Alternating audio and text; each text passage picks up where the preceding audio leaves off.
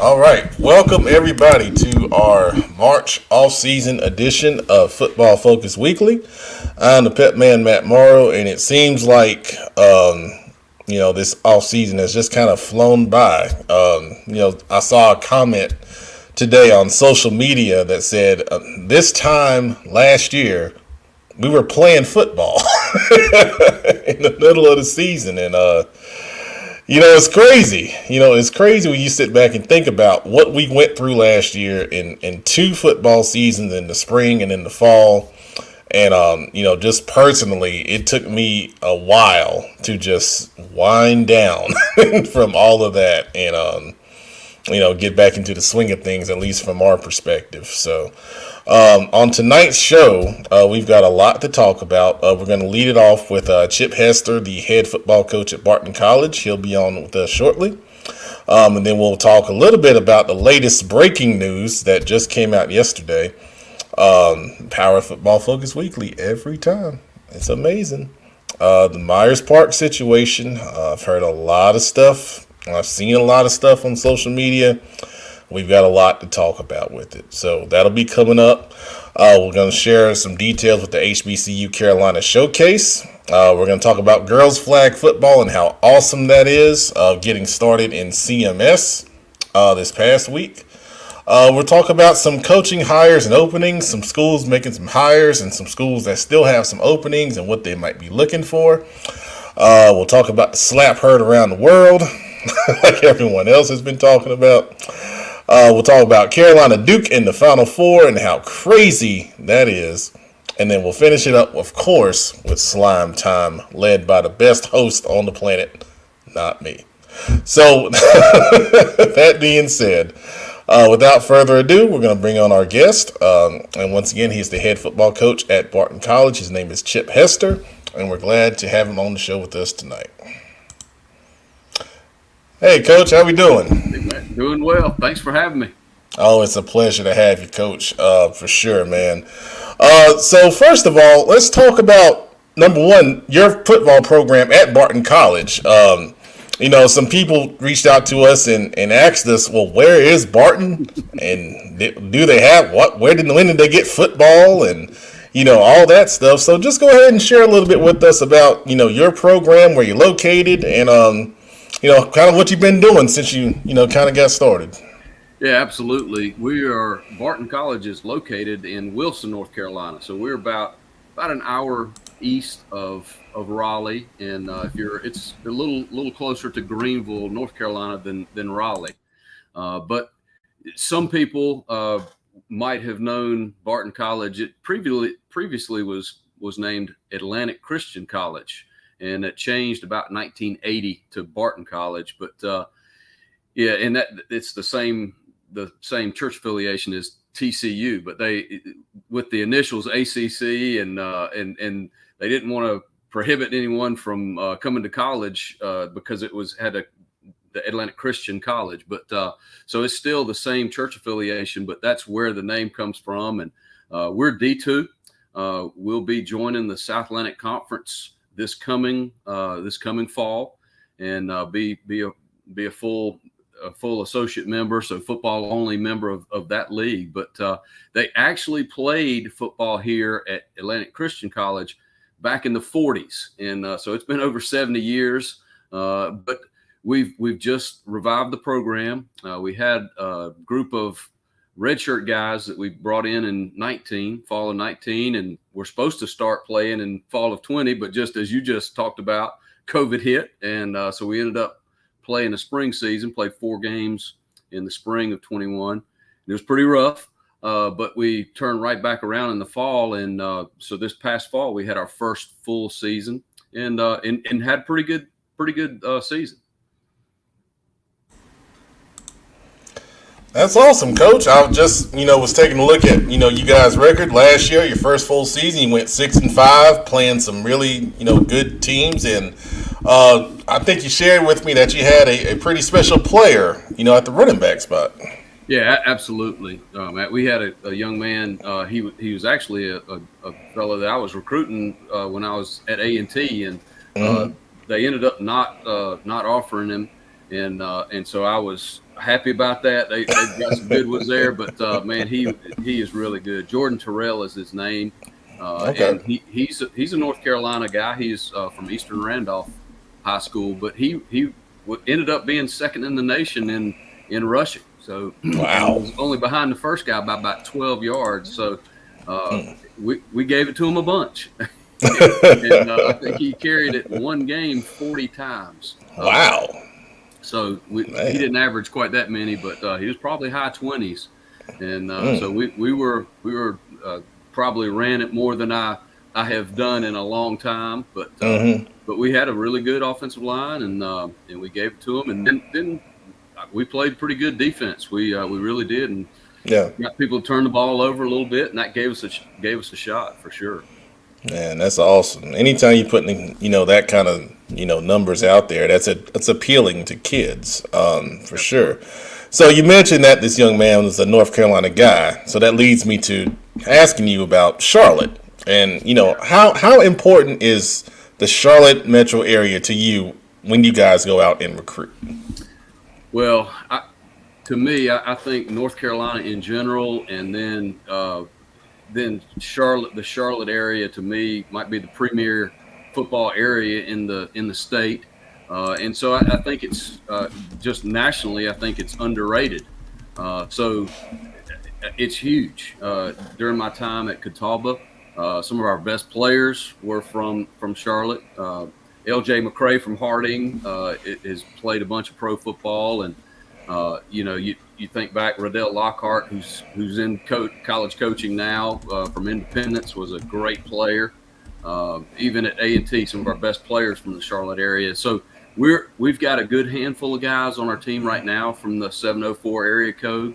Got another one coming this year from Rocky River, but I think it's an area where, just like your question was included a part that people don't know about Barton quite yet, and so we hope that having a winning season, our first real season, and hopefully we can build on that, and people will start to get some name recognition and take a look at what we've got to offer, because we've got some really good things. We've got a brand new stadium, great practice facility that includes about a 20-yard indoor turf area.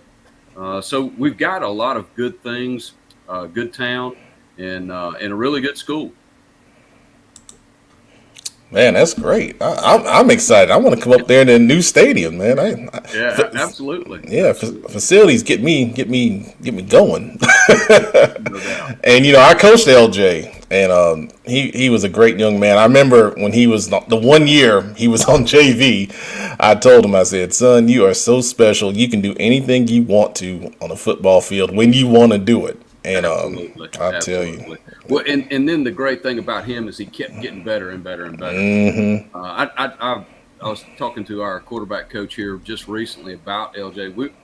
We were at practice and throwing a ball way on the right side. There was a vertical on the right side. He was playing safety on the opposite hash, and he read it, saw it, and made a play on the opposite numbers. So good gracious. I said, he's something a little different. And he had a great career at Catawba, and then went on and played in the NFL Europe, and CFL. So there's great talent in the city, and we've got to continue to fight it out. There's a lot of competition, but we feel like that we provide something that's a little different, and we're excited. Hey, look, I'll tell you this too, Matt. Wilson is a football town. I mean, they're fired up about football. Heck, our football team was the grand marshal of the Christmas parade here in Wilson. So people are excited about it. It's new and it's exciting, and so we think we've got something building here for sure. Yeah, man, that's great. I mean, sometimes, kids don't necessarily know what an experience is like until they get out there and they experience it, and they find that they like things that they didn't even know, they would enjoy. So, that's awesome. All right, so we're going to bring on a guy that you're pretty familiar with. We call him the professor, but he is former head coach extraordinaire. Kenneth McClamrock. And we're going to bring him on right now. The only reason why I come on the show is for the intro, Pep. Coach Hester, how are you, sir? I'm good, man. How are you? Man, I'm so pumped to have you on here. So pumped to see you face to face. It's been too long. It's been a while. Great to see you, Coach. Coach, you've always been one of those coaches who always did things the right way. And I'm talking about when I text you, I'm not even coach anymore. I text you, hey, Coach, are you interested in this? Coach, what do you need from me? Hey, Coach, I've got a kid I want you to look at. Coach, I'm going to take a look at him before I go to bed tonight. You've had success at Catawba as a head coach, where you had one of the best teams in Catawba's history. You had a prolific offense at A&T. And now in your first year, the first full year of football at Barton, you guys had a winning record. I talked to Coach Burnett at one point in the season. He goes, Coach, we feel really, really good about where we are as a program right now. Such a testament to you. You bring in coaches like Coach Burnett, who does things the right way. You bring in guys like Gabe Heinzman, who does things the right way. One of my kids from East Rowan. Coach, why is it so important in a world where we all know college football can be not always above board? Yep. Why is it so important for you to always do things the right way? And how do you build your program around that cornerstone? Well, Coach, I appreciate it. Those are awfully kind words. I appreciate the kind words, and I appreciate you too. I think that's one of the great things about North Carolina, and obviously I've got really close ties living in Salisbury for so long with the coaches in that area, and so I appreciate the back and forth and the character that we've gotten coaching around our area. But I think one thing that we as coaches and as we talk to coaches and bring coaches in, it's about relationships for us, and it's about developing young people. And we even talked about it today. It's funny that you brought that up. Is one day when I meet my maker, he's not going to be concerned about our win-loss record. He really isn't. He's going to be concerned with how we dealt with the young men that were entrusted to our care. And we want to look. Let me be the first to say I am super ultra competitive and things like that, but we try to keep our priorities in the right order, and I've been around great coaches and have learned from each of them, but our priorities are faith, family, education, and football. And it's not that football is not important to us, but we just feel like that's the way you try to go about it. And we're far from perfect, but we try to do things the right way.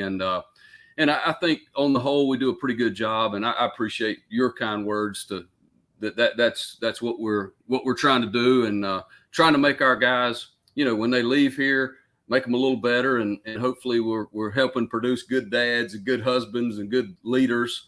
And that's something that I think gives me the most joy. Matt and I were talking a little earlier, some of the coaches that I've been able to coach when they were players, and now they're in coaching. I think that's what it's all about. And you see guys that are successful in their professional careers, but they were married, they got kids, they're doing things right. And that's awfully important. And we, talking about respect and trying to do our little part to make the world a little better, because we've got some issues these days, and we need to each do our part to try to make it a little better. My great coach. Well, I'm going to ask you one more question on the competitive side of things. Yes, sir. So you guys knocked off some future SAC opponents this past year.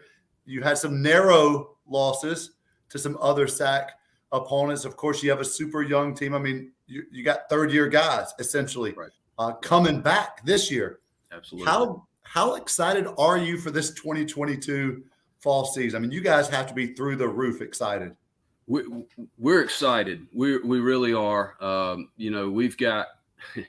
I was talking with our local reporter from the Wilson Times, and he said, "Man, playoffs," and I almost did my Jim Mora impression, but I think our players and our coaches, we each have high expectations of ourselves, but we're trying not to get too far ahead of ourselves. And you know how all of us coaches have our coach speak and things like that. But we try, man. We really focus on: are we doing things the right way? Are our processes going in the right direction? And we just want to, if we can get our guys to play hard and play with good fundamentals, and because I think we got some talent, we'll have a chance. And because I do think we've got enough talent, and we're excited. I think the thing that's going to be really interesting to see is this year as we join the SAC, we're not going to sneak up on anybody this year, because we were able to knock off a highly ranked team at our place and give some guys a scare on some other ones. But so we're not going to sneak up on anyone. But I think we're at a point now where hopefully our maturity is getting there, and physically we're maturing. We look actually like a college football team now. And so I think we're making the right strides. But I've told our local guys here that we've got a long ways to go as well. Yes, sir. Thanks, Coach. Yes, sir. Thank you. Great to see you, Coach. Yes, sir. Thank you, Kenneth. Great job as always, sir. All right, Coach. One question I got for you is what do you look for in a Barton prospect, ideally? So we talked about some priorities and things like that. I think the things that the first questions we're going to talk to coaches about is about character, and about not necessarily what are his grades, but can he be successful on this campus? And so I think there's there's some gray in there. What are some situations? What are they trending in the right direction and things like that? But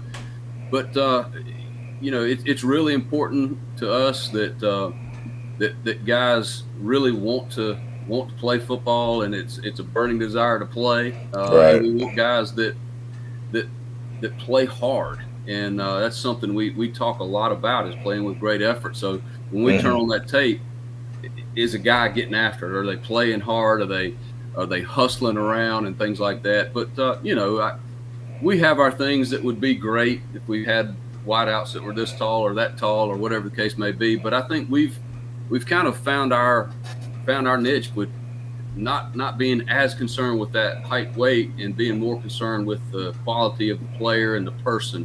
Are they going to be a good fit on campus? And and if that's and I tell kids when they come on campus, young men, when they come in with their families and things like that, I tell them exactly, this is how we do things. Hey, look, we pray at the end of every practice. I have them, when I gather them up and we get done, we're going to have prayer requests.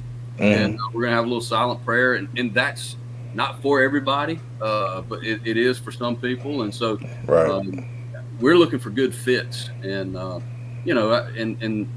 we try to recruit the best players we can. And then we try to mold our system to fit those guys. So try not to be, just completely bullheaded and try to fit that square peg in the round hole. And I think that's served us well over the years. Absolutely. Well said, Coach. So my last question, you kind of alluded to it earlier, but you've coached a lot of Charlotte area high school coaches. Absolutely. Talk to us a little bit about those guys and any kind of funny stories that you can share publicly. Yeah, so you might have heard of this one fella named Sam Griner that played for us at Catawba, and I can tell you about Sam that he played probably every position on the field except offensive line, defensive line. So he was just a utility infielder. He played DB. He played running back. I think he played some H-back. It just great attitude, a go-getter, and things like that. So he's one of those guys. I can tell you about Joe Nixon, that he was the head coach. He is the head coach at Mooresville and was the head coach at West Rowan High School. And I remember going to watch him in a scrimmage at NC State at Carter Finley Stadium. They were having a pigskin preview or something like that. He was a senior out of Clayton High School at the time, and they had their session, and they were up in the stands, and so he's just down from me, and they come up there, and I hear a loud voice, and he is on some guys, and he's encouraging guys, and I said, we need that guy on our team. And so even as a high school senior, he was coaching them up in the stands, getting after it, and and with great intensity. But and even Eric Mormon, who's I think now at Northwest Cabarrus, who's at North Mech and has been at West Stanley. Just great young man. We had coached his brother Charles Mormon as well. But yeah, there are a bunch of them, and that's not the exhaustive list. But I think I mentioned earlier what gives you great joy is to watch your former players that are and I'm old enough now to to see guys that are grown, they've got kids, they're being successful, and I think the thing that I'm most proud of those guys is they're all trying to do it the right way as well, and trying to develop young people as well. So that gives you a lot of joy to see that with some of your former players. Yeah, that's awesome. I can't wait to cut that up and share that with those guys. I know they'll be excited. Great guys, man. Great guys. And all of them were good players as well. Yeah, that's pretty dang on cool, man. That is pretty dang on cool. Well, Coach, it was a pleasure to have you on here with us, learning a lot about your program. I'm excited to come up there and check it out up in Wilson. And, excited to see how you guys progress from building off a pretty good season last year and, seeing how, can keep it going with this new program that you got. It's awesome, man. Thank you for having me. And yeah, please come if you're heading to the beach or head through Wilson, and we'll get you some barbecue. We got some great barbecue places here in town, and also want to thank you for all you do for high school football, man. It is it's good stuff, and I appreciate you and your group, man. Y'all do a great job to lift it up, and it's good stuff, man. Keep on doing what you're doing. So thank you. Thank you, Coach. And you had me at barbecue. Me too. I love it. All right, Coach. We'll talk soon. Thanks a lot. See you. All right, that was Chip Hester, head coach for Barton College. Really enjoyed speaking with him. Building a great program up in Wilson. From the ground up. And that's rare. It's rare that you see that these days in college football for sure. All right, so here with us tonight, we've got the Queen, and the Queen is back from an extended PTO hiatus, but it's good to see you. I had a lot of people asking, is she okay? Is she still, did you fire her? And I said, no. I would never do that. And then, of course, go ahead. Oh, you got a message for the fans since you're back now? I was just going to say, I was going through a little bit of something and, caught COVID and had to deal with all of that. So, but I'm back now. I ain't going nowhere.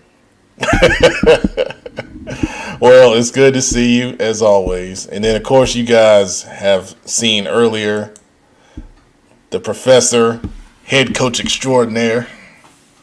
What's up, guys? Good to see you. You too. What you got on your Leaky Black jersey today? It is. Kiss of death. All right. No. Well, we'll talk about that in a little bit later in the show. And just now joining us, the producer himself. Glad to be here. Hope everybody's doing well. Oh, we're doing great. We got a lot to talk about. So let's get started with the big news of the last 24 hours in Charlotte high school football. Myers Park. Boy, oh boy, man.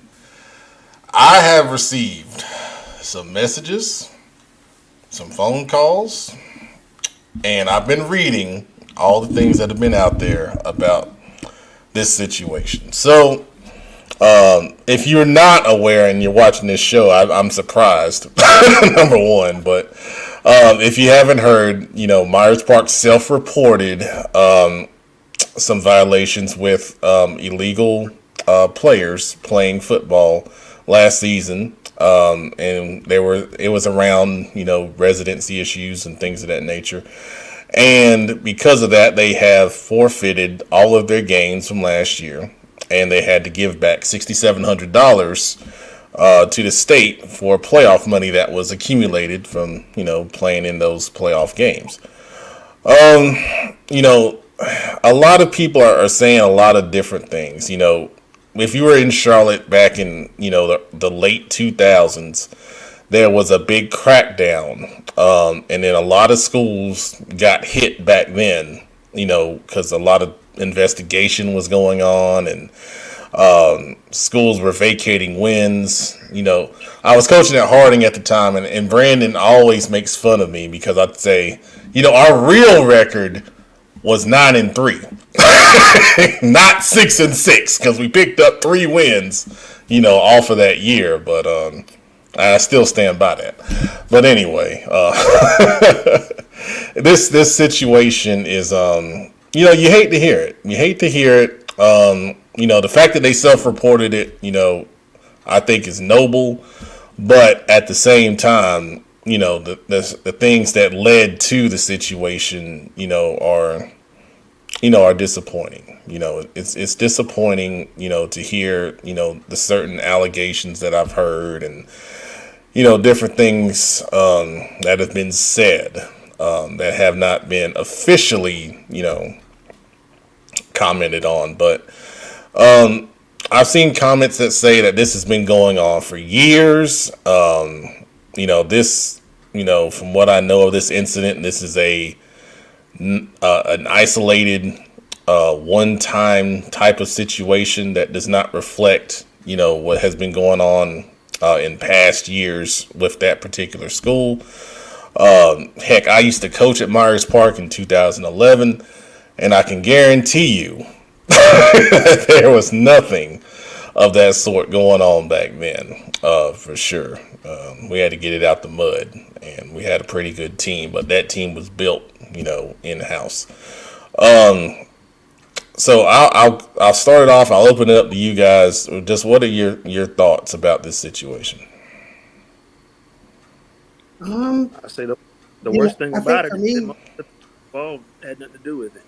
All right, just to start over. We'll go around. All right, go ahead, Brandon. You go first. I was just saying that the worst part about it for me is that most of the people that it affects had nothing to do with it. That's usually how these things work. A few bad apples spoil the whole bunch. So, a few mistakes here and there, and most of those kids, I'm sure, live where they're supposed to, and a lot of staff probably had no knowledge of the or issues that caused it, but everyone's affected though, so that's the worst part about it for me. For sure. All right, let's go. Queen, what you got on this? Well, I was just gonna say, I kind of feel a little bit the opposite. I feel like I agree with the NCHSAA saying that it was something that they sort of knew about, and I guess didn't expect to get. They tried to self-report it afterwards, but I don't understand, because they were, the report also talked about some players that they had from like California, and Texas, and I think one from like Georgia or somewhere around there. And I'm like, I went to Independence, so we had our own sort of issue like this as well. And I'm just like, I'm just wondering when these schools are gonna get its heads, about bringing in these players or falsifying these documents. Why is this an ongoing issue? And before we get to you, Kenneth, that's something that I've said before, and I've said it multiple times, that I don't understand why, some of these things happen and the risk is not worth the reward, in most cases. Even at the end of the day, the most competitive person, do you really want to win in an illegal fashion? Is it that important to you? Are you satisfied? Well, eventually it does. Sometimes it takes longer for those things to happen. But everyone on this show has been competitive at some point in their lives, and it's more satisfying to do it the right way than to try to find a shortcut and then get it done. But deep down inside, you didn't do it the right way. and that eventually eats at you, and you wonder, can I really, do things the right way and be successful? Because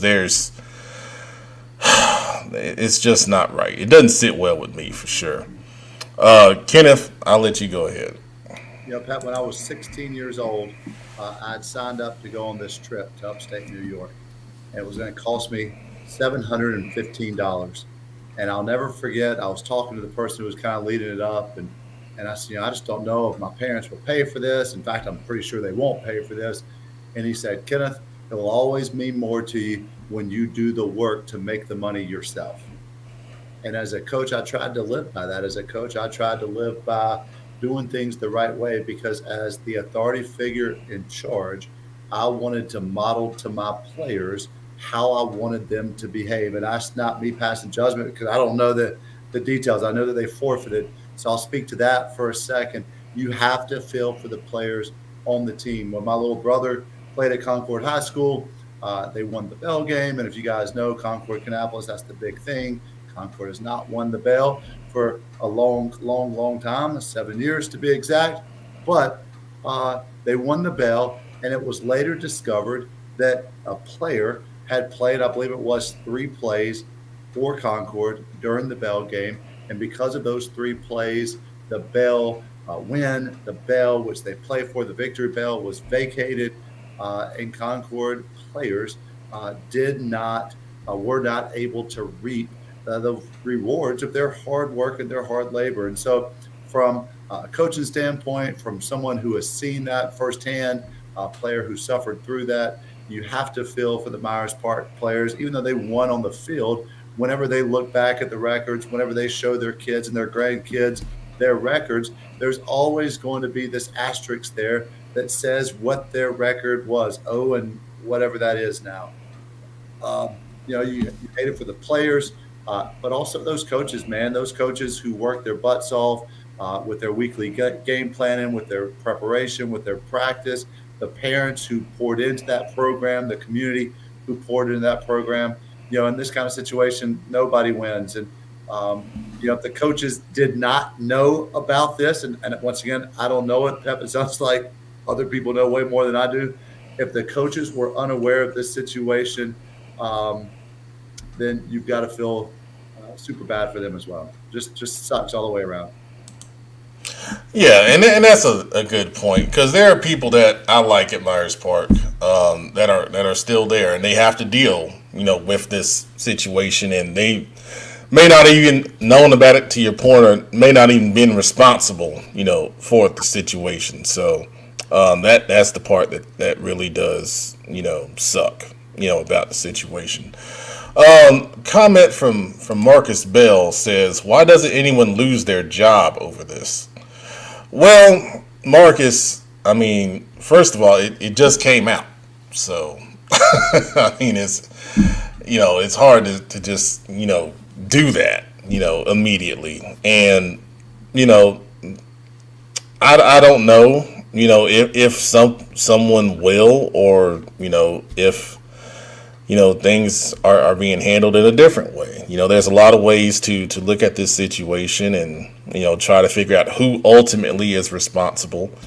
And then, the accountability, comes from, the hiring party, which, is a CMS school. So CMS will have their, part in it. But,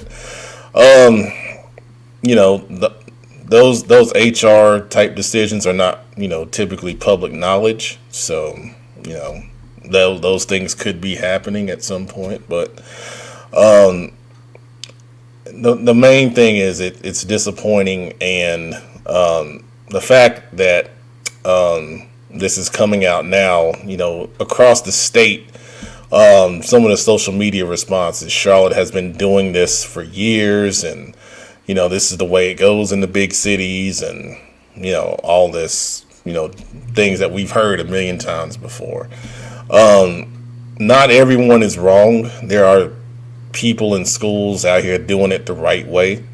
There are schools that lose more than others, and then there are others that get more.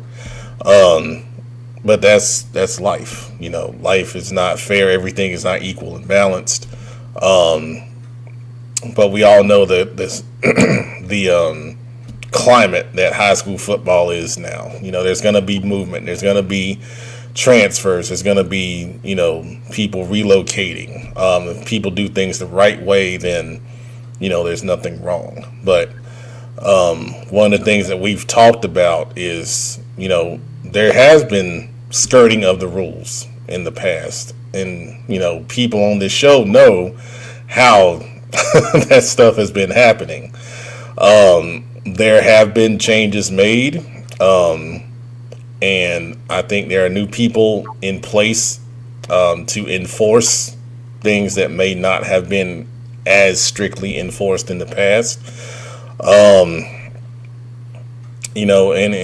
hopefully this is a wake-up call for other programs out there that continue to try to find loopholes and find ways to bend the rules, so to speak. Kenneth, did you have something? Yeah, I was going to go back to the question that was asked a moment ago. Here's the truth. The end of the road is the principal. There's a hierarchy. There's the coach, there's the athletic director, and there's the principal. At the end of the day, as a head football coach, I never once saw a kid's address. At the end of the day, I never once saw a kid's GPA unless I asked for it. I never saw his attendance. I never saw his number of suspensions unless I specifically asked for those things. As a coach, I never once touched a single eligibility paper. In fact, in Cabarrus County now for several years, all of that is done online. The coaches didn't even see it. The only time I would see is when I got called into the athletic director's office. He said, "Coach, this kid is ineligible because of his grades. This kid is ineligible. Cabarrus County has an attendance policy. This kid is ineligible for fill in the blank. He just got arrested and got charged with this." As a coach, I never saw those things. The athletic director signed off on those things, and then the principal signed off on it after that. So if we're talking about heads fallen, as a coach, you never know what players do. The coach doesn't have to prove that what the player or the player's family is putting is factually correct. Our job is to take it at face value for what that player and his family is doing. And if this is a residency issue, which it sounds like it may be, as a coach, I couldn't go out and check out 117 kids' addresses. Now, there's something more to it that I don't know about. I don't know about it, Pep. But as a coach, I can tell you what my perspective was. You're absolutely right. I mean, when I coached at Waddell, our AD at the time, like you said, we just turned in the paperwork, and she would come back to us with a list highlighted with kids that could not play, and for different reasons, and we would say, "Well, no, he told us blah blah blah," and it didn't matter. It didn't matter. We try to advocate, for a kid, but bottom line was black and white. The kid's eligible or he's not eligible, and we had nothing to do with that. So you guys in these comments, man. Damian Jackson's asking who's next. Hopefully nobody. Hopefully nobody's next. Because we don't want this in Charlotte. The stigma has been there.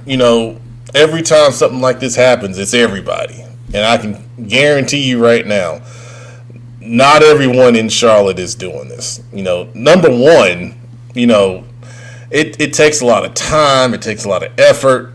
And then to Kenneth's point, where it ends, AD and principal, if you're going to do stuff like that, and you have so many people involved in the process, it's not worth it, man. It's not worth it. And, to possibly lose your career over something, like this. Now, we all love high school football, but at the end of the day, we got to feed our family. And it ain't worth it. Or it shouldn't be, in my opinion. And I know a lot of people would agree with that. And some people probably wonder, well, why the heck is it still happening? Well, like I said, the enforcement has to come down. You're starting to see that, and is more going to come? I don't know. But I will say, it doesn't look good, and people are not happy, because they don't want this crap, because it hurts everybody at the end of the day.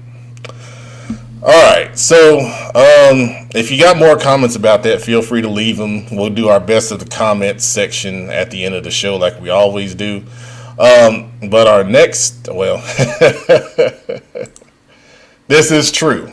If you think back, if you were here in the late 2000s when all that stuff went down in Charlotte and CMS, you saw a sharp decline in some of those activities going on for a while, and then things started happening again, but so forth, so on. All right, so let's talk about HBCU Carolina Showcase. Some good news. So if you're not aware, we are powering or hosting, or whatever you want to call it, an HBCU Carolina Showcase camp. It is Saturday, May 7th at Mallard Creek High School.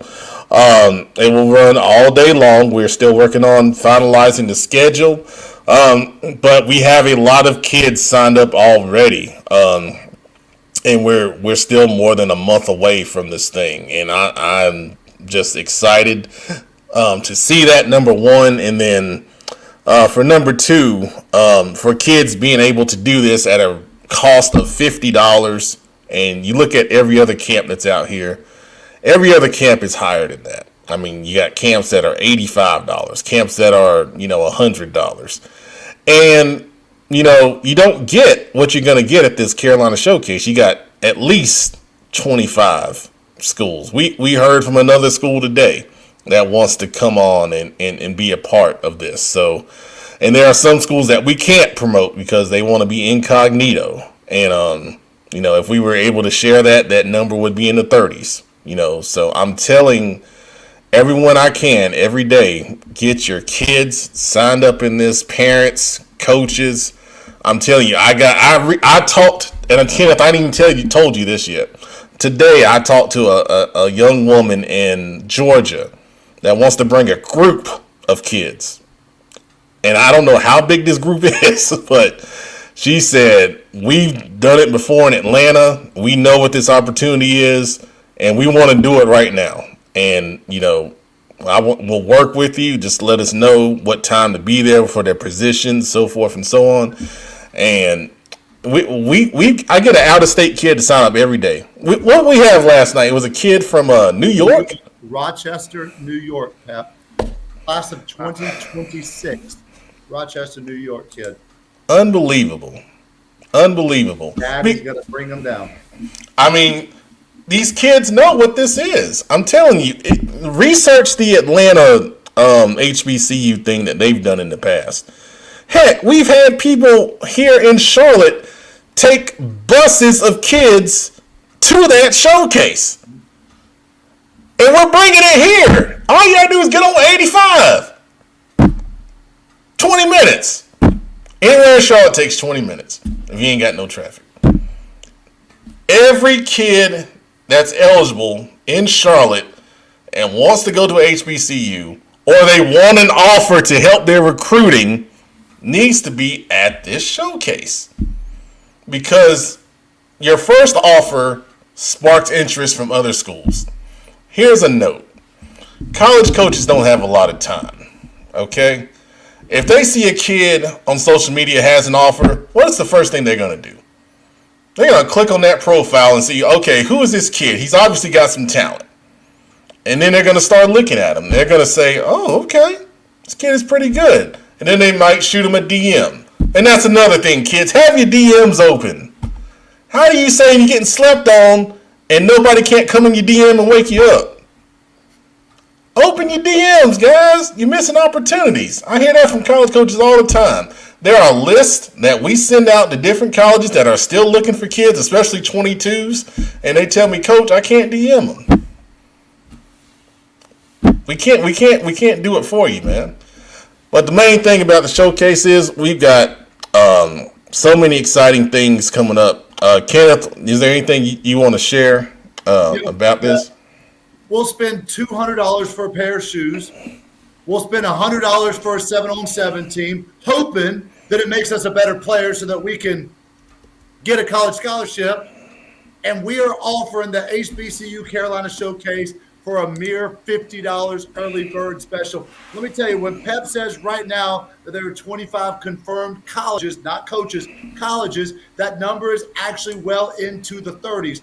I expect by the time that the camp comes that we can easily have between 75 and 100 colleges, coaches in attendance. It's almost every day that I get a non-HBCU that calls me up and says, Coach, can we still come to this thing? We're not an HBCU. And the answer is absolutely. The whole purpose of this HBCU showcase is to broadcast the amount of talent that we have in the Carolinas. The 704, the 336, the 828, but also what's up in Virginia, also what's over in Tennessee, also what's down in South Carolina. Let me tell you something. If you are a 23 or a 24 kid and you want to play college football, there is absolutely no reason in the world that you're not here. If you're a parent of an athlete, there's absolutely no reason why you don't get your kid here.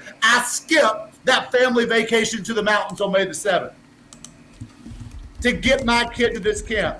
Because I can tell you something, when I talk to coaches, this is what they say. We have been waiting for North Carolina, specifically the 704, to do something like this. And then, Pep, to top it off, on Friday night, we're bringing in dozens and dozens and dozens of college coaches and college head coaches to come and pour into our high school coaches in this area.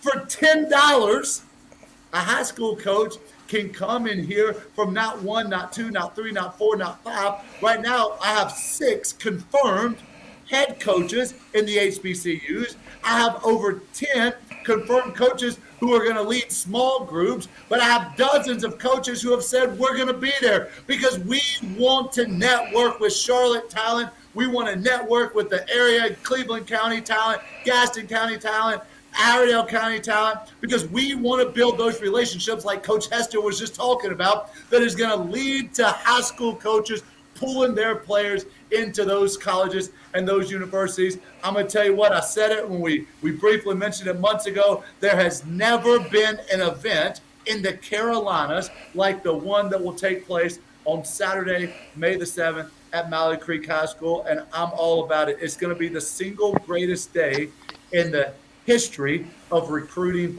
in this area. It's going to be a game changer for so many people. So many young people's lives are going to be changed because of this event. It may not happen on May the 7th. It may happen a month later or 3 months later, but it's going to happen. And Pep, I can't wait to hear all the stories and see all the offers that's going to happen.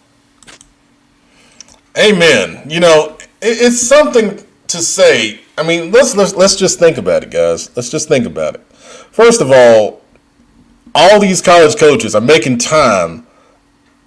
And I just realized this. Someone asked me, is this Mother's Day weekend? These college coaches are making time on Mother's Day weekend. And graduation weekend. On top of that. To come coming. Yes, they are making decisions to, take time, and their moms might be mad at them, but they're coming to see you guys. So you players and you parents, I'm telling you, anytime a college coach is going to take that kind of time to come down here and pay for, and we got a deal, we got discounted hotel rooms if you're coming from a long way, but they're going to pay for a hotel room. They coming to network with our coaches, as Kenneth said, Friday night. And then they're coming and spending a whole day evaluating you guys.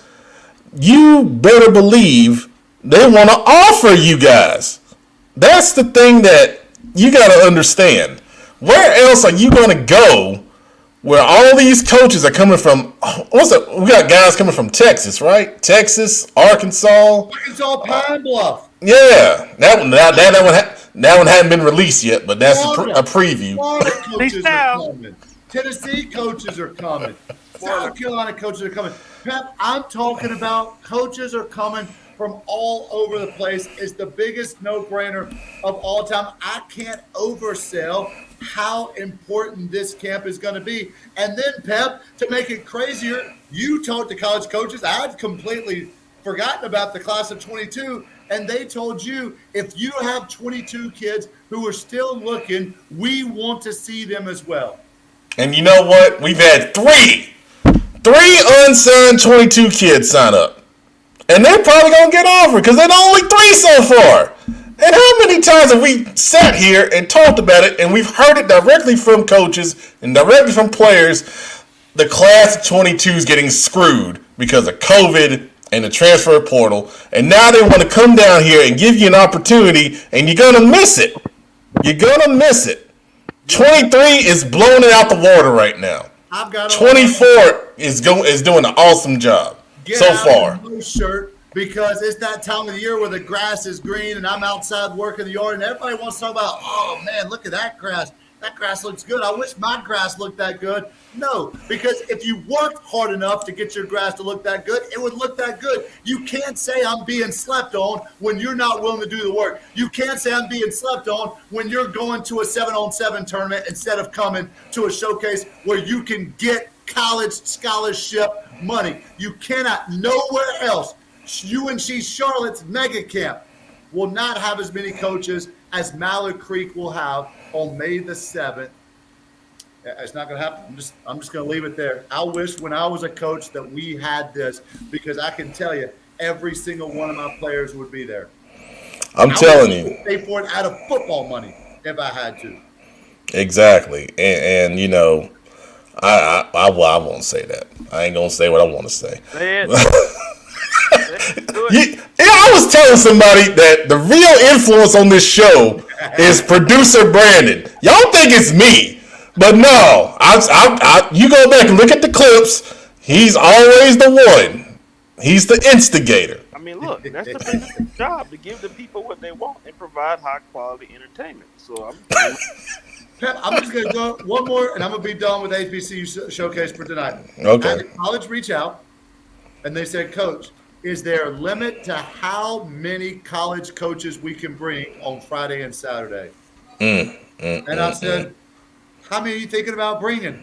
He said, Coach, we're going to have at least 6, probably 8 coaches from our staff there. Now, if you do the math, quarterback, running back, offensive line, wide receiver, defensive line, linebackers, DBs, that's 7 right there. He told me he was going to bring as many as 8 coaches. We have a Division I school who you see playing on national television who told me we are going to have at least 3 coaches there on site. At least 3. At least 3. I've got defensive coordinators, offensive coordinators from Division I non-HBCU schools. I've been seeing this all over Twitter, Coach. Can we get in on this? It's not just for black kids.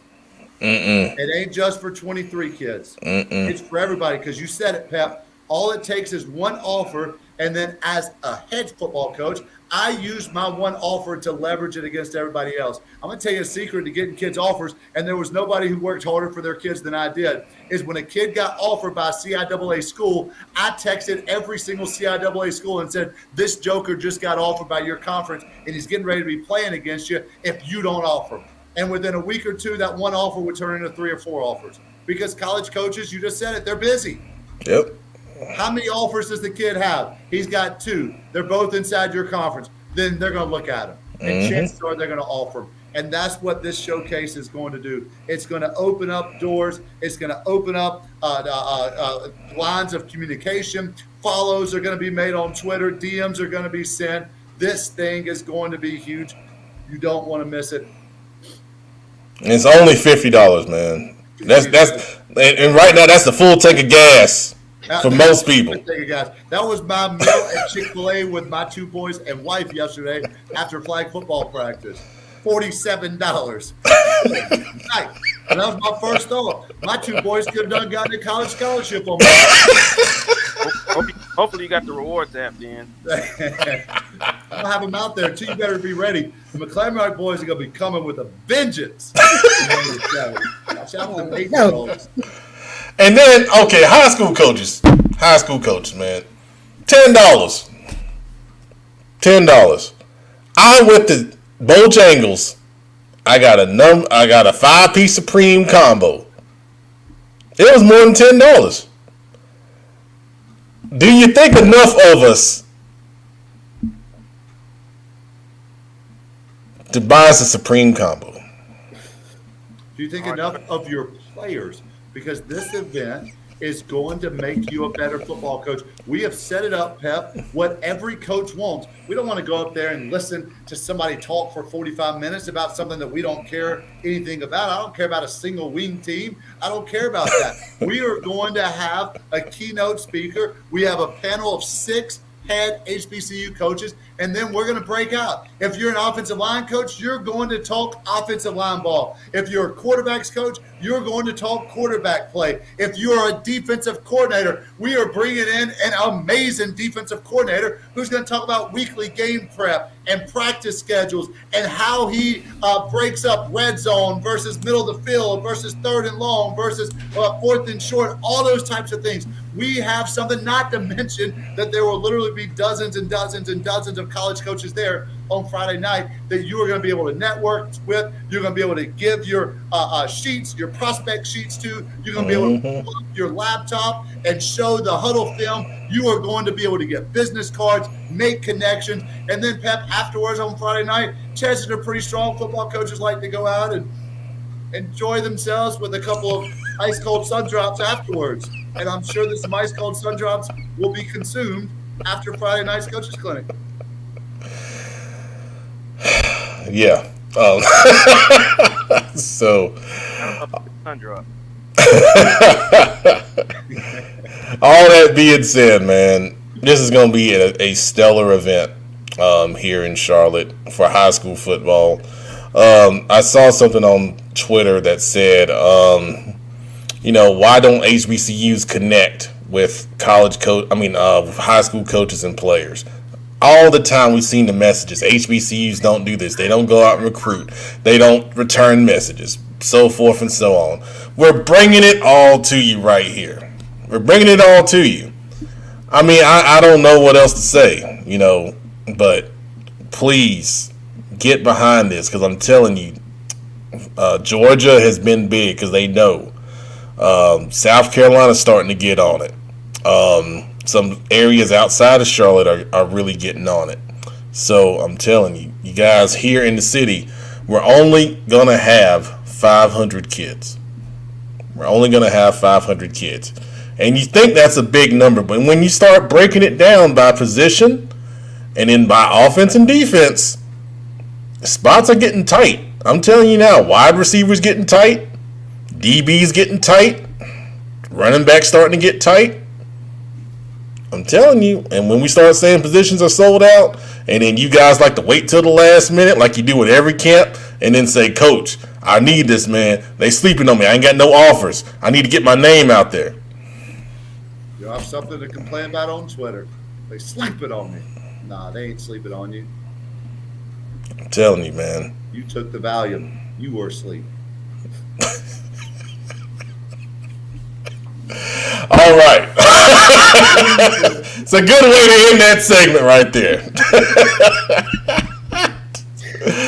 All right. So let's talk about girls flag football, man. I mean, how cool is this? I mean, the Carolina Panthers are getting behind supporting all the schools in CMS and starting girls flag football teams. And they just had their first week of games last week. And, of course, the kings of social media, Chambers, had their girls flag football highlights out there. That's just so awesome. And I was sitting there watching, and, their girls team is already great. I mean, it's just amazing. What do you guys think about this? I think this is awesome. I really do. Because football is always considered, a male sport. But there's always I'm certain of it that there's always been, historically speaking, I'm sure girls that look over and say, man. So, what do you guys think about this? I think this is awesome. I really do.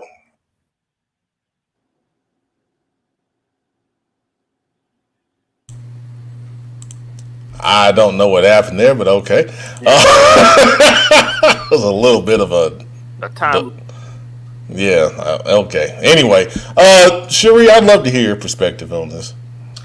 I mean, first off, shout out to the Panthers, who, as we've mentioned, have been behind the guys and are now getting behind the girls. I like this opportunity for the girls.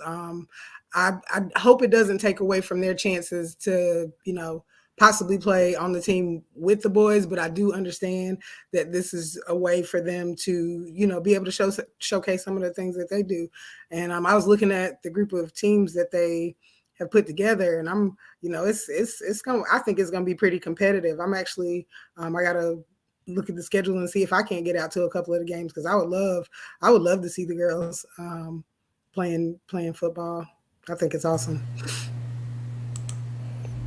Absolutely, for sure. Kenneth, as a former coach, what do you think about this? Pep, in 2016, I had a girl at East Row End come out for the JV team. Montgomery was her name. And Montgomery, I did not think would make it through the summertime. Not did she make it through the summertime, but she came out on August 1st. I said, man, there's no way this girl makes it once we start hitting. She made it the entire season. The year that I left, which was her sophomore year with Central Bears, she started on the JV team. In fact, she started for us one game as a freshman because our numbers were so low her freshman year.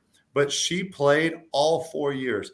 That girl went on to graduate high school a semester early. She enlisted in the United States Marine Corps, and now she's somewhere overseas in another part of the world, and she is one of the baddest mofos in the world. This is an amazing thing. I hope that before this season's over with, I'm going to be able to bring my 2 8-year-old boys who have their first 6-on-6 flag football game this weekend.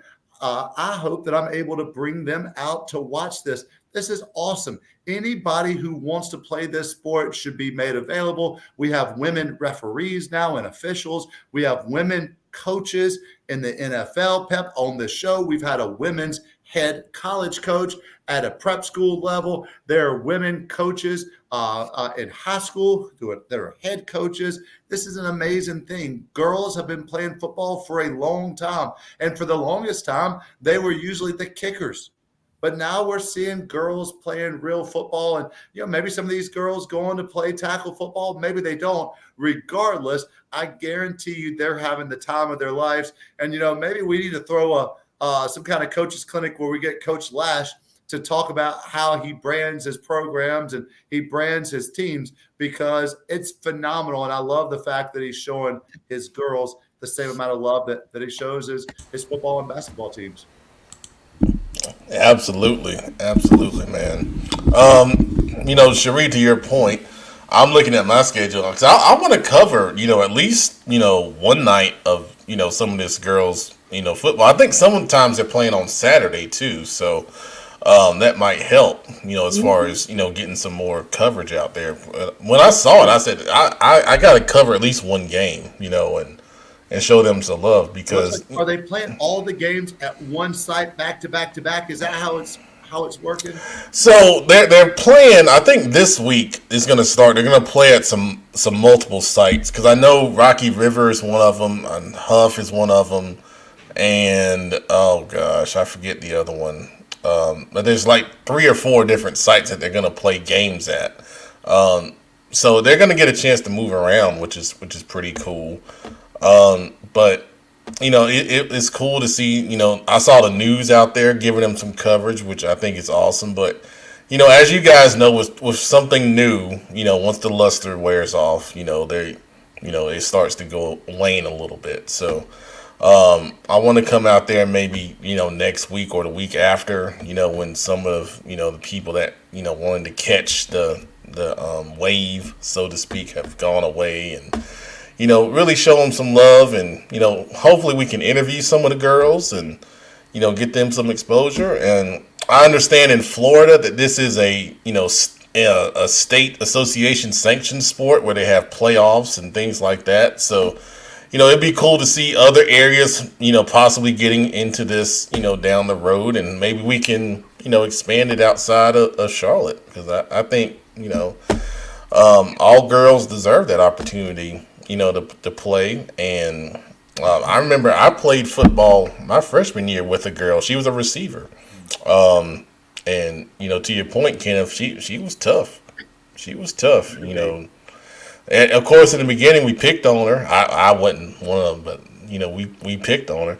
And I was looking like that.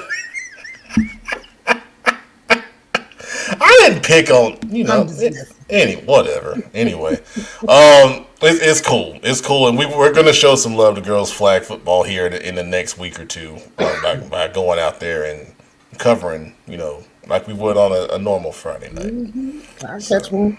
I'll definitely catch one. Absolutely. All right, so let's talk about a lot of coaching. So we got some different things going on in coaching right now. Crest hired a coach. I hope I say his name right. Jim Salsaby. He's formerly from the school. Is it Taylorsville? Is that the school?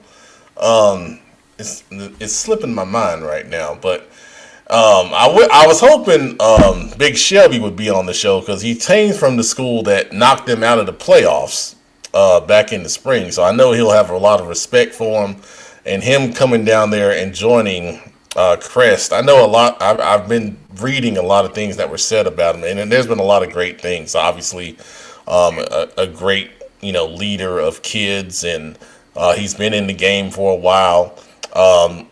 What he does offensively, I think will be exciting, to Crest faithful. So I think that's a great hire, for those guys in Shelby for sure. North Gaston hiring Daniel Rothwell. He's the former defense coordinator at Berry. Brandon, that was the guy that talked to us after the Harding game, the tall coach. So I'm excited because, like I said before, North Gaston is close to my house. It's literally 5 minutes away. I mean, when I told Coach Clark when we interviewed him, I said I'd love for you guys to be great, because it would make my job so much easier, where I can just almost walk home after covering a game. But I'm excited to see that. I think he's a young, intelligent coach that is coming to a situation where North Gaston had a lot of young talent the past year, and I think they're on the rise for sure. And then South Point and Rock Hill hired a guy that I'm pretty familiar with, and Bobby Collins. I work with Bobby on the Queen City Senior Bowl, and of course, he's formerly a Charlotte area coach. He was a coach at West Met. He was head coach at Huff. He's been a coach at Lancaster in the past, so he knows the upstate of South Carolina. He's most recently at Marlboro County High School. The thing that I love about Bobby is he is a great leader of men. When I cover the Queen City Senior Bowl, Bobby makes a speech to the guys every year, and I love recording that speech because, these are kids that he doesn't even really know, but he speaks to them and inspires them, and is real with them, and having that at a school like South Point, which is just so rich in talent. It's just going to be an incredible mix. And, AD Carlos Richardson, I think, made a great hire with Bobby coming into the fold down in Rock Hill. So we know of some other openings. Of course, we talked about Myers Park earlier. They still don't have a head coach.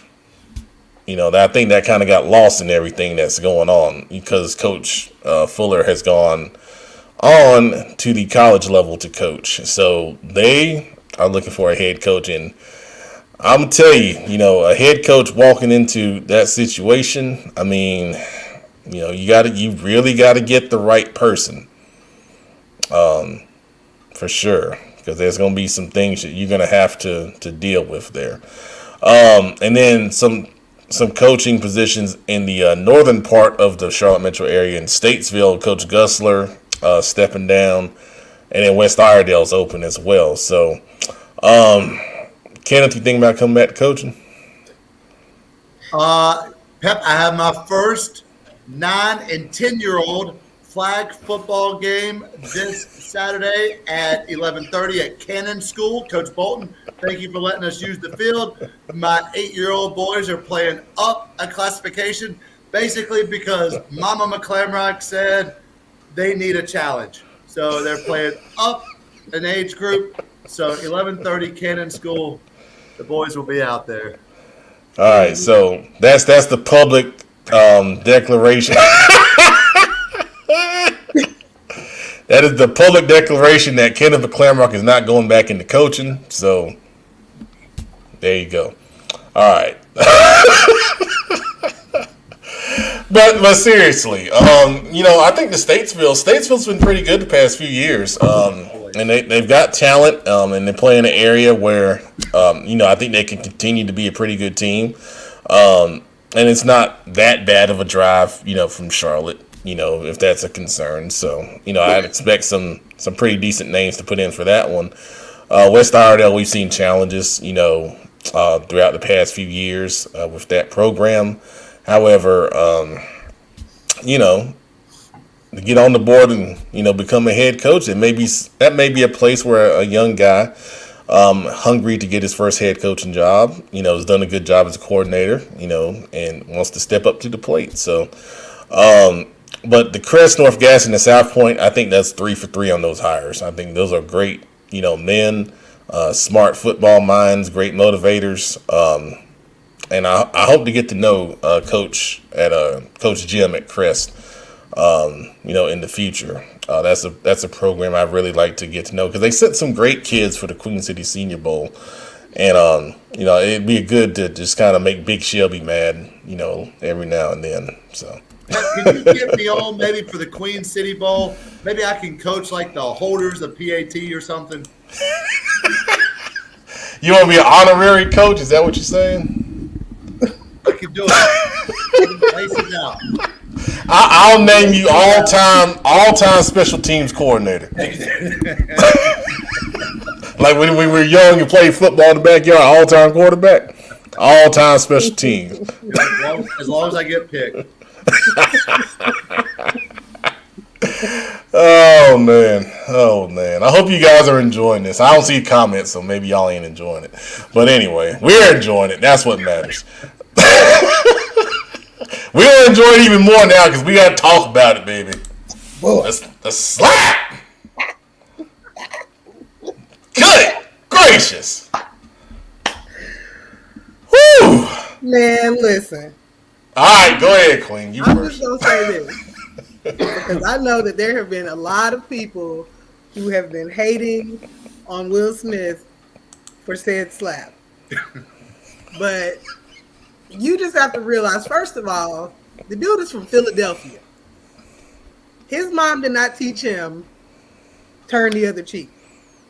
His mom taught him, if they hit you, you hit her back. And I think he just reached his breaking point at that time. And I think that he saw the hurt on Jada's face, and I think that's, what motivated him to do it. I know that, people are talking about how it was assault and, you should never do something like that. I get it was, the Oscars, and you don't want to have that sort of turmoil at a time like that. But I really feel like his emotions just got the better of him, seeing the hurt on her face and all of that, I just think boiled over for him. So. Yeah, for sure. Producer? It was just probably one of the, as far as TV goes, live TV, probably one of the most shocking things I've ever seen. Like, just totally unexpected. He casually walked up there, hit him, walked back with his hand by his waist, and just kind of cut it off almost like something on wrestling or something, man. Just cut it off and with all this swag, like, yeah, it step back down. Like, I was, jaw drop. It takes, and think about this. In the world we live in, it's getting harder and harder to be surprised by something or shocked. And I was shocked, and that's saying a lot for the world we live in today, man. But I'm not gonna condone or condemn him. Will Smith's probably my favorite actor of all time, and who knows the mental state he was in. So it's not my job here. I'm not gonna condone his actions. I'm not gonna condemn him for life either. It happened. It's over. He released an apology. Chris released an apology statement. So if in my mind, it's over. It is what it is. To your point, producer, when I first saw it, the first thing you think about when you see something like that, man, that's got to be fake. It had to be staged, But then, I saw the unedited version first. So that's when I was like, okay, this is real. Because Will Smith don't cuss in his raps. That's when I knew it was real. I said, oh no. Oh no. Because to your point, Queen, his mother also told him, don't you cuss. Don't you cuss out here. Yeah. All these people doing it. You know it's bad when Will Smith is cussing. Mm-hmm. Somebody said, I thought someone said I think it was Instagram, they said that wasn't Will to hit him, that was Mike Lowry.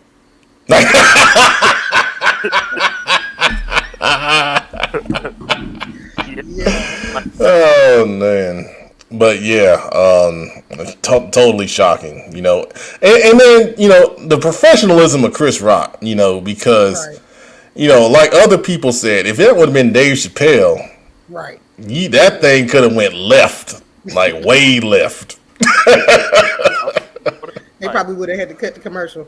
It takes an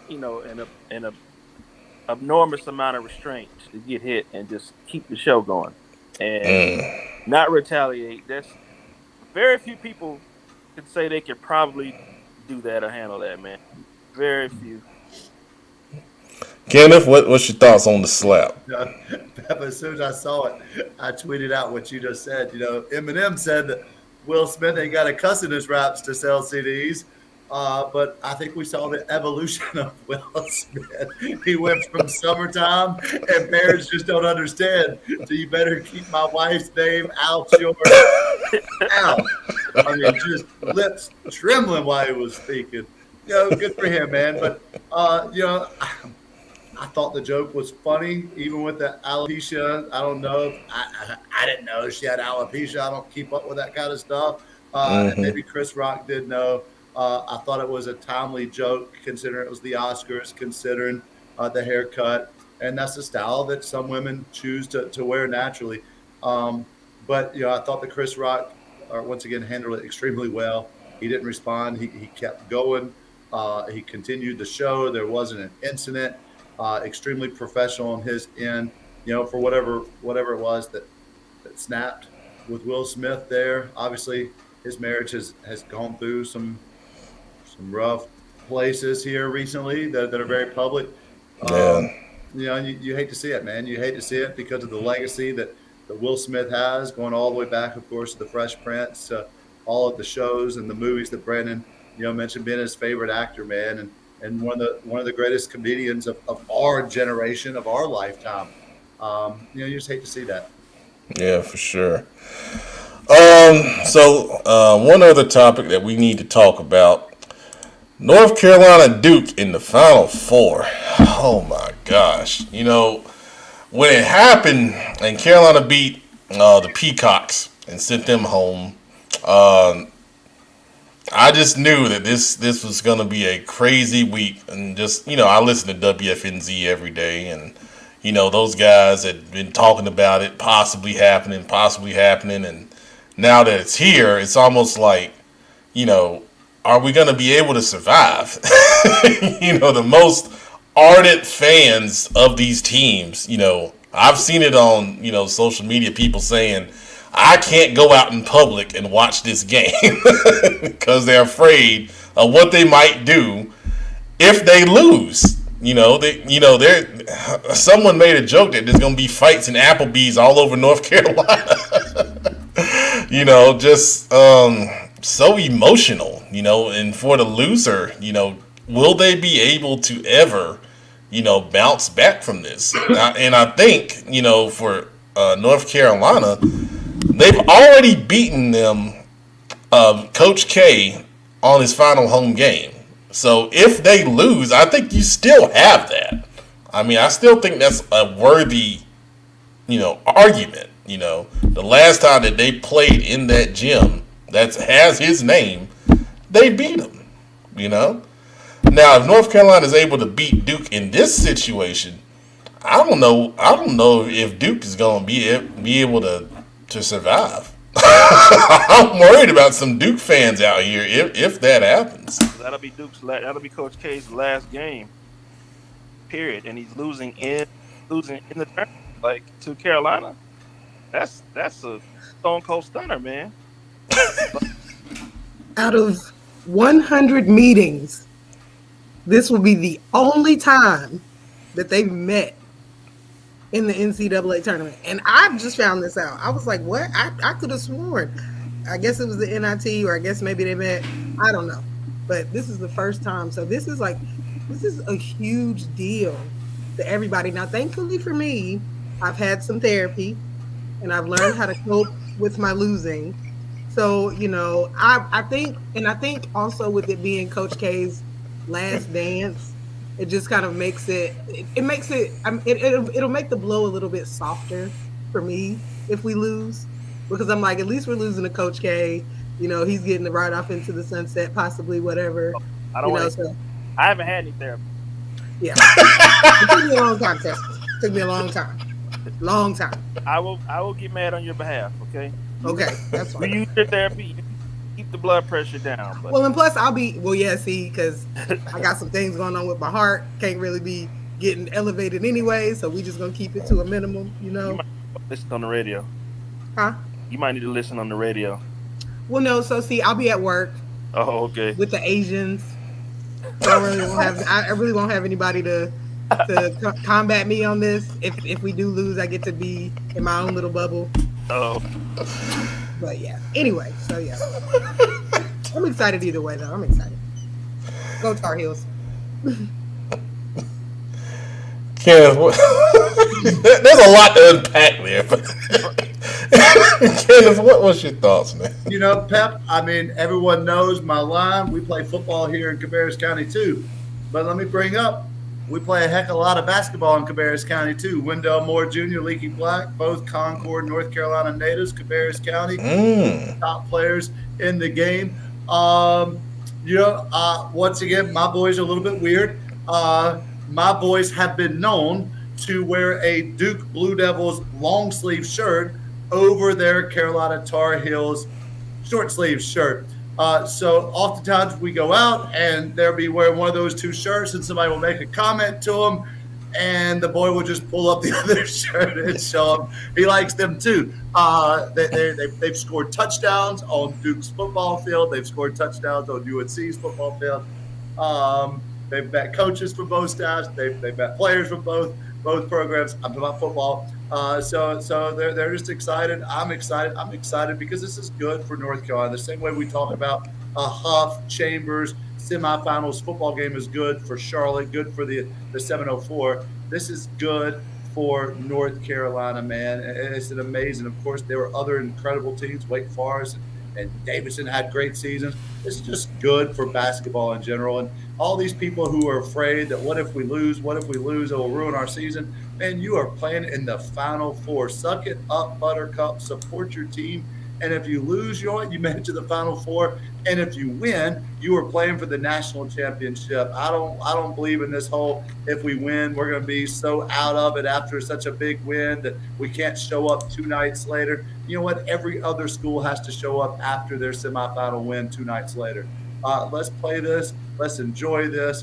And, man, I'm just excited to watch it. Amen, man. I am a North Carolina fan. North Carolina Tar Heels or North Carolina? No, Tar Heels. Tar Heels, absolutely. I don't really, say that very often because, we do this stuff and people think, oh, no, you're trying to steer people to No, we don't do none of that. I'm just saying I've always liked, the Tar Heels since I was a little kid, and just thinking about the history of Dean Smith and Roy Williams and even Bill Guthridge, who got the Heels to the Final Four as an 8th seed in 2000 with the great Julius Peppers playing basketball.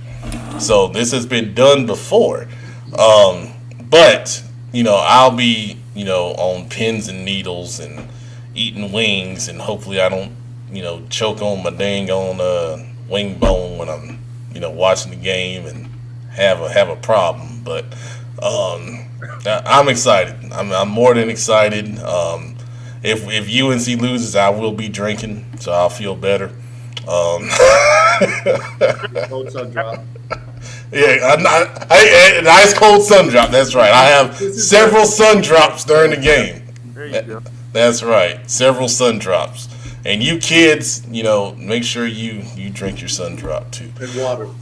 Yeah. Yes, that is a very important element. Body armor. Sheree, thanks for the heads up on the Mamba Forever. All right. So now we've reached that portion of the show where we talk. Now, it won't be any of that, Miss Burlos. There'll be no drunk posting. I promise you that. But now it's time for the best comments of the show. And we have had a few of them. So let's go from newest to oldest. Damian Jackson, I'll be on that shine. Well, there you go, Damian. Wow. You enjoy that shiny sun drop, sir. Mountain Dew. Mountain Dew was a chaser for moonshine back in the day originally. It's true. Look up the history of Mountain Dew. It was made to be a chaser for moonshine. That's how you found out by looking up the history. Bathtub gin. You looked up the history. Okay. All right. Look it up. Google it. He knows all the history. Look up the first picture that was on Mountain Dew labels. It was of an old hillbilly in the mountains with his bathtub gin. I think I remember that. That's a pretty good, interesting fact, man. All right. Well, he's full of them. We learned something new today. Coach Lucky saying, y'all don't check Twitter comments. Well, let me see. Do we got comments from Twitter? I see a lot from Facebook. I see one from YouTube. I don't have any Twitter comments. So, Coach, if you got post whatever you got, man, because I haven't got any tonight. So maybe there's something wrong with StreamYard. We'll have to check that connection. Maybe there's an issue there. All right, Neil. Is it Neil or Nell? Will Duke by 15? Oh, sir or ma'am. I don't know. Nell is kind of I don't know, but I don't know about that. I don't know. I have to disagree. I think it's going to be a close game. The first one, Duke blew them out. The second one, Carolina won by, I think was 9-10 at the end. 10. So yeah, it's not gonna be a double digit game. I think it's gonna go all the way down to the end for sure.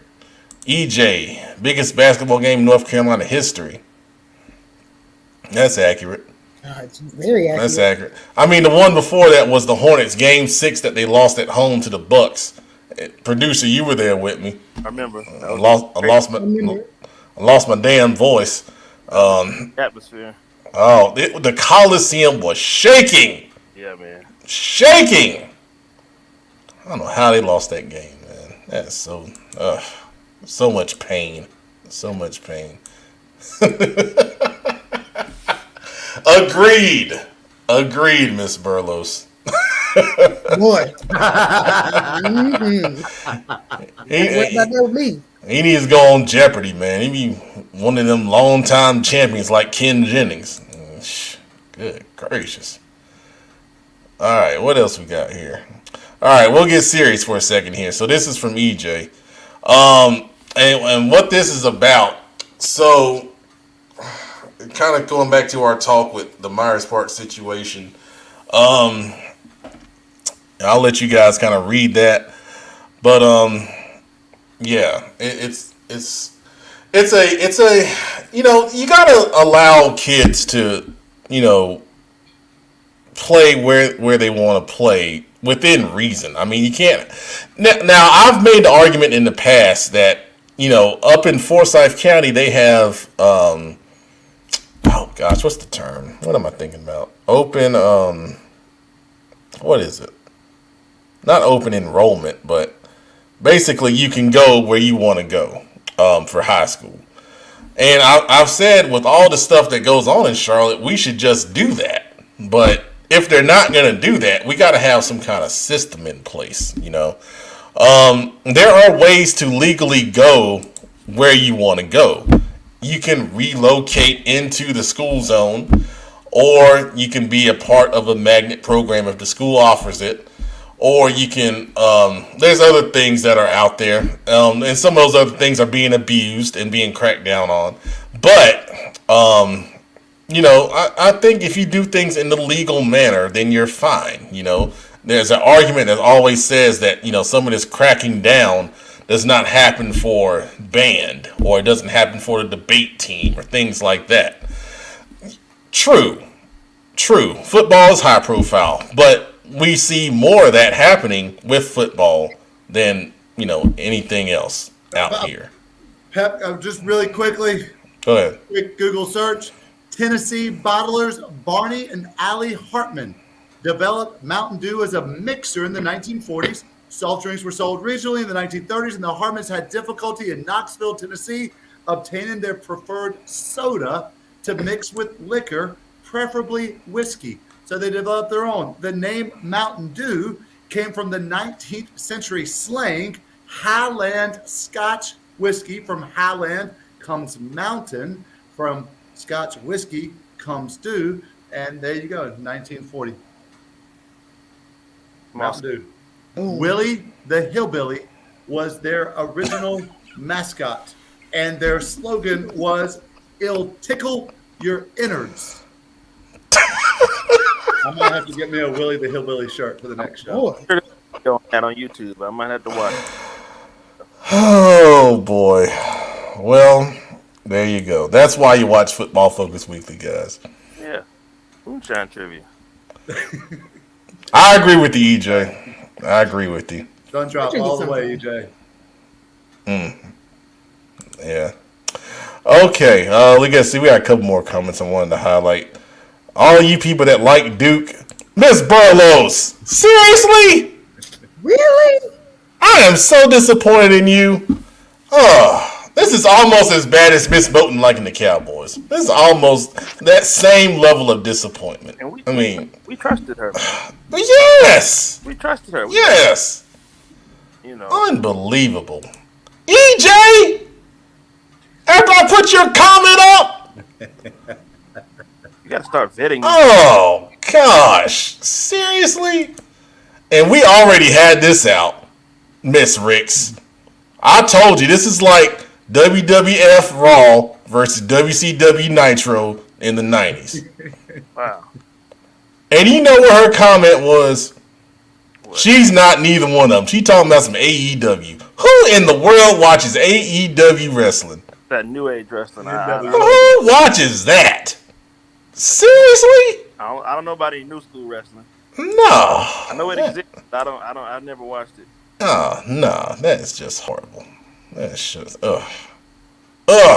you Duke. I lost so much respect for y'all. And that is just disappointing. So disappointing. I don't know how they sleeping. Seth Wyrick. Kenneth McClamrock really looking out for the next generation was all over my recruiting in high school and showcasing his players for anybody that needs help. One of the greatest wide receivers who ever played high school football in North Carolina. 1,400 yards as a senior, 109 catches. I think he had 19 touchdowns. Shrine Bowl player. Incredible player. Played with his twin brother, who was his quarterback. So we had the Wyrick. That's another Wyrick to Wyrick touchdown. Hoping to one day that's another McClamrock to McClamrock touchdown. Let's see. Hey, was that sponsored? That sounds like a great opportunity to sponsor, I'm going to trademark it. Hey, I'll be all over it. CFI will sponsor it wherever they go to school. Tell Dewan Lucky to pull the plug. We will go to Mississippi Valley. It'll be a. Now, first of all, you said Duke by 15. Now you admit you watch AEW? You and Nikisha Ricks are the only two people watching AEW right now. We got more people watching Football Focus Weekly than AEW wrestling. Oh, man. Hey, Jake, there we go. There we go, Jason Bass. That's right. That's right. Heels! Dang, gone it. Yeah. Heels. That's right. All right. We got some levity back in the show. Just saw it. Seemed like it. Kenneth, I just saw it. Oh, gosh. Oh, all right. Last comment. Is that true from Mizzle? Is that true? If Coach Mizzle is still at Mooresville High School, we're on it, Coach Moore. Oh, there it is. There it is. Mooresville High School. Hey, you gonna have where's our what's his name? Kyle. Yeah. Yeah, our comment. What job did I give him? Yeah. Fans are just running crazy in the comments because he ain't here to. That's why everybody's just reckless. We gotta have our moderator here. Good gracious. Fans running through the comments.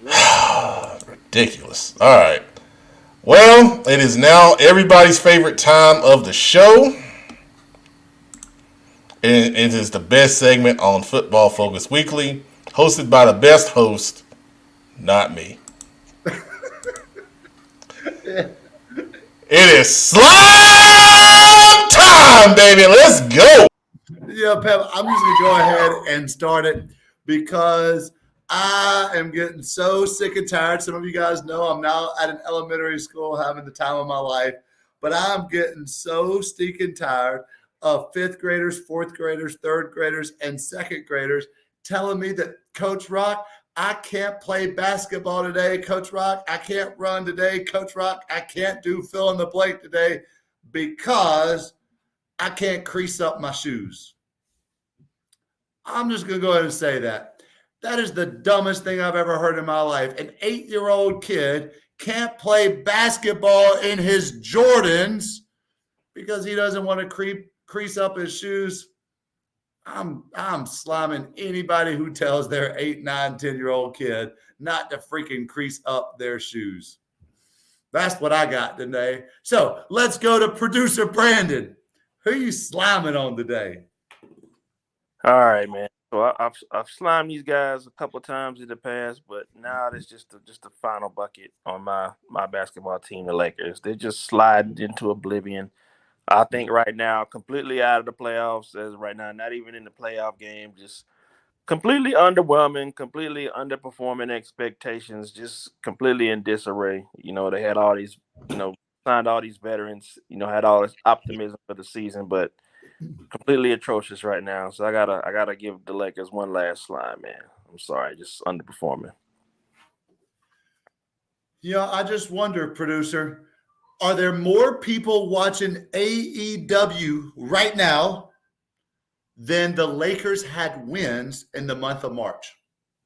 Ooh, those are both pretty low, man. I think we probably got more AEW watchers, unfortunately. Probably got more AEW visitors. As sad as that is to say, they probably got 10 AEW watchers right now. Pretty bad. I agree, producer. The Queen. Who are you sliming on tonight? So I love my Tar Heels. Everybody knows that. Another fellow Tar Heel fan, as I was reading through some stuff today, he's a country singer by the name of Eric Church. And he had a show on Saturday, and he actually decided to cancel his show because he wanted to watch the game between his Tar Heels and Duke.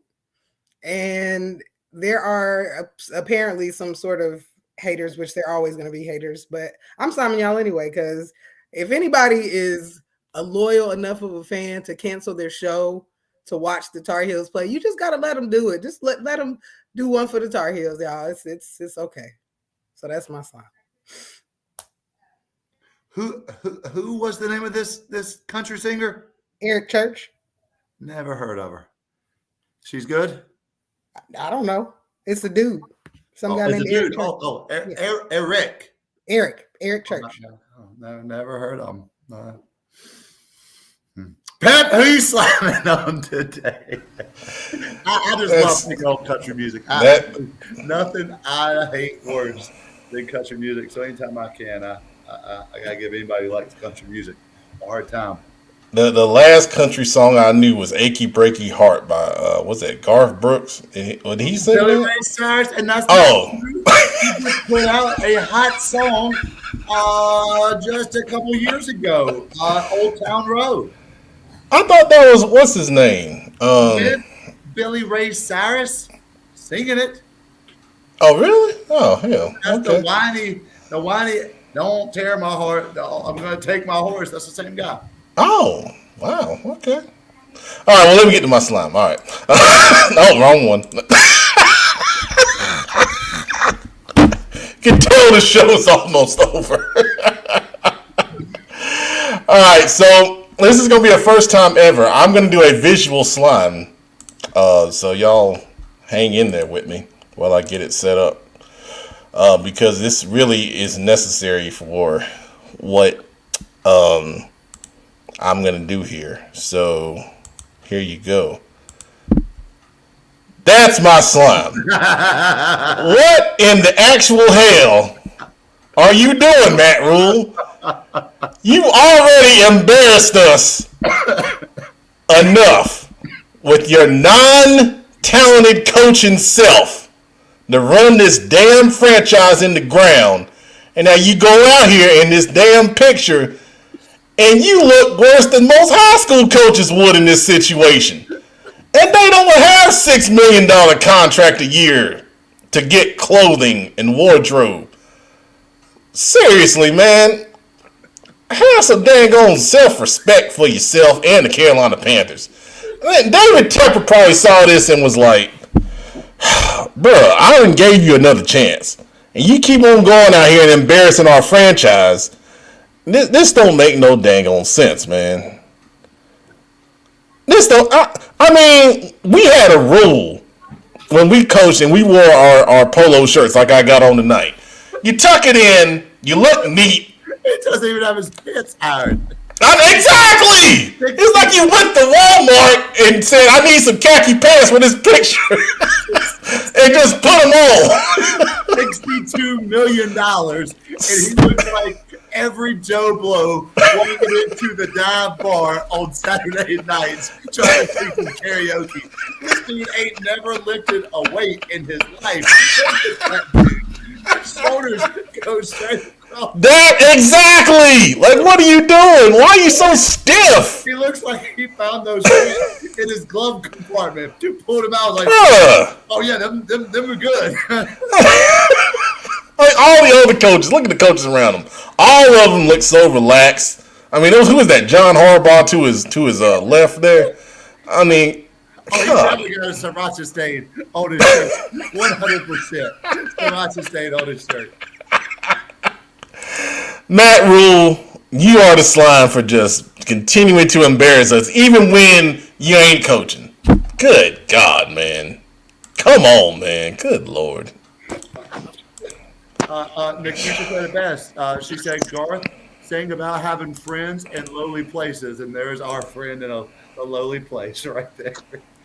Matt Rule, the $62 million man with the $9.99 buy one get one special at Walmart. Oh gosh. Man, we had some good comments there during the slime. Let's see. Let's put those up before we get off here. Let's see. Oh, Miss Burlos, thank you. Chat administrator was the title we gave Kyle, so thank you for that. Let's see. Oh, AEW has CM Punk. That's gonna make me want to turn on AEW wrestling for sure. Let me jump right now. And who the hell is Daniel Bryant? I think I've heard that name, but nothing. Nobody to He run. used to. I think he used to wrestle in WWE. Yeah, Did nobody. he? Oh man, I You don't know, when know. you grow up watching Stone Cold and Hulk Hogan, Right. and Exactly. Farmer and Like- those types of dudes, you can't watch. CM Punk is the reason why I stopped watching wrestling. I mean, I would rather watch, and this was my wrestler for a little while. I would rather watch Disco Inferno go out there on That being WCW. said, Dark Side of the Ring. Dark Side of the Ring. I watch it on Hulu. I don't know what channel it's on. An incredible wrestling documentary series. Dark Side of the Ring. Incredible. Wow. Wrestling. Growing up, you'll like the show. I'll check it out, man. Now, MLW. What is MLW? No clue. Goodness gracious. Must be great value wrestling, maybe. I don't know. Great. GVW.